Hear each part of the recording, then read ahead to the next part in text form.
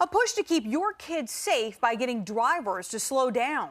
Roanoke City Public Schools officials are asking for new speed limits in several school zones for the fall. 10 News reporter Lindsay Kennett is live in Roanoke tonight with more on the proposed changes that are being discussed. Lindsay?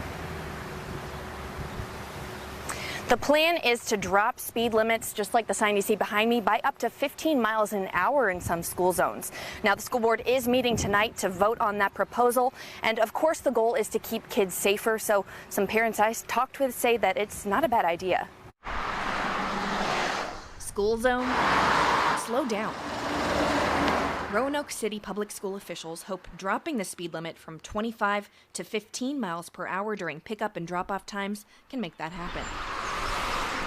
Sarah Jones's 3 boys all go to Roanoke City schools. I think that would be great if they did that, because there's so many that just drive really fast, and there are a lot of kids that walk through those crosswalks. Callie Gabrielson has 2 kids under 4 and 1 on the way. She's terrified of an accident. It's definitely nerve-wracking, yeah.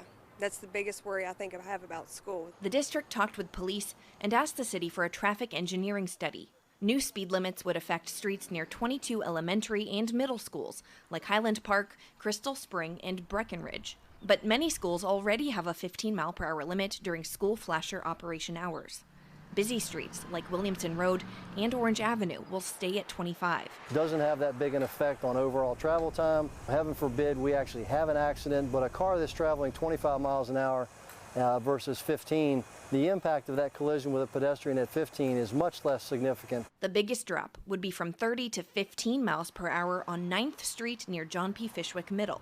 If approved, the city would install new speed limit signs by the fall. But these moms say enforcing the new speed limits will be up to school crossing guards, police, and drivers. Maybe if there's some tickets in place or some kind of warning systems, I think that would help with it. Save a little extra time, leave a little earlier, and put yourself in those parents' shoes or in those kids' shoes.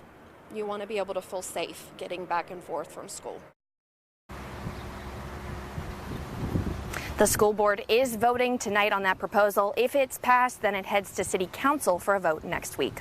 Live in Roanoke, I'm Lindsay Kennett, 10 News working for you.